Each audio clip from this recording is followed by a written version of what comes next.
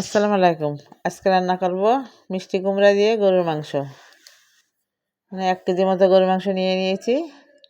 এবার মশলা গরুর মাংসের ঝাল, দারচিনি, জিরার গুঁড়া, ধনিয়ার গুঁড়া, হলুদ, লবণ, এলাচ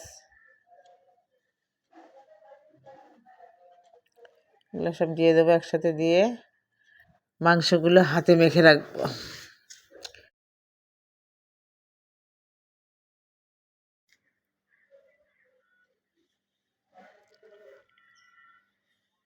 তেজপাতা দিয়ে দিলাম,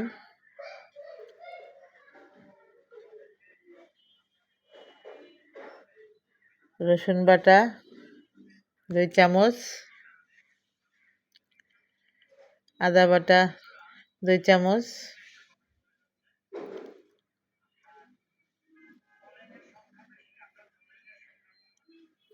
এবার তেল দিয়েছি, তেল দিয়ে মেখে রাখবো।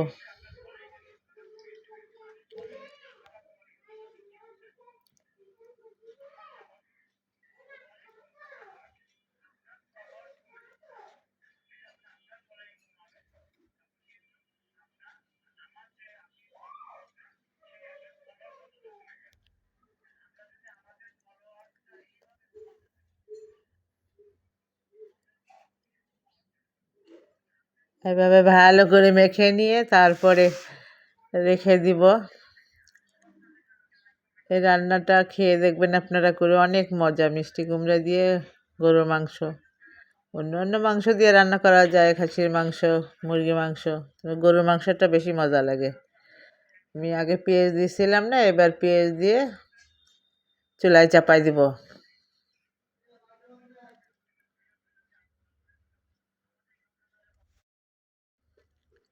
এবার ঢেকে দিয়ে রেখে দিলাম, হতে থাক।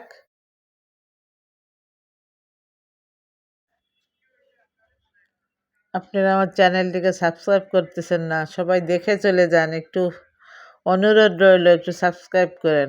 আমার আগায় যেতে হলে সামনে তো সাবস্ক্রাইব বাড়তে হবে। লাইক করবেন, সাবস্ক্রাইব করবেন। এবার কুমড়াগুলো দিয়ে দিলাম।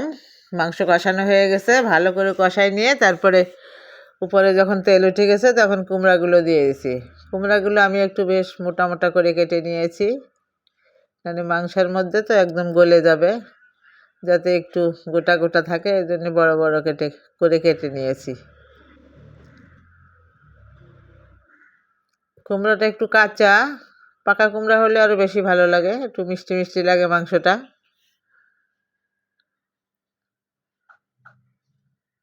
পাকা কুমড়া পাইনি, একদম কাঁচা কচিটাই দেয়া হয়েছে। এটাও ভালো লাগছে, খেয়েছি তো, পরে ভয়েস দিচ্ছি। অনেক মজা হয়েছিল, আপনারাও করে খেয়ে দেখবেন, অনেক মজা।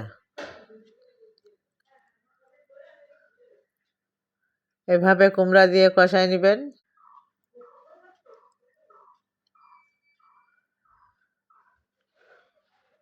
এবার একটু চিনিও দিয়ে দিলাম।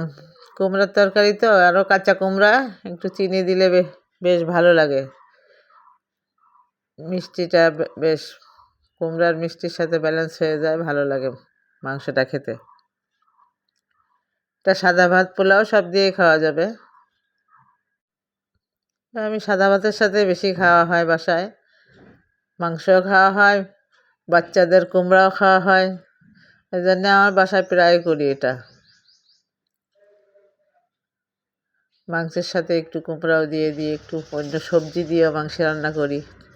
আপনারা হয়তো দেখেছেন আমার চ্যানেলে, বেশিরভাগই সবজি দিয়ে মাংস রান্না হয়, বাচ্চাদের খাওয়ার জন্যে। ওরা তো সবজি এমনি খায় না, এভাবে মাংসের সাথে দিলে বেশ খেয়ে ফেলে।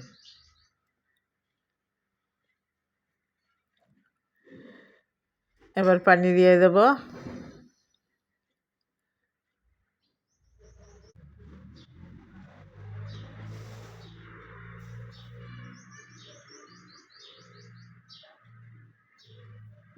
এই যে আমার রান্না শেষ,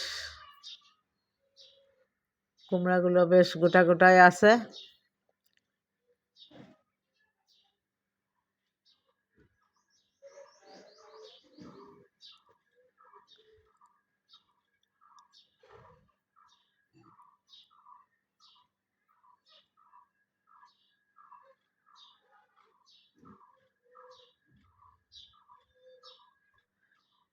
হয়ে গেল রান্না, ফাইনাল লুক। এভাবে আপনারা খাবেন।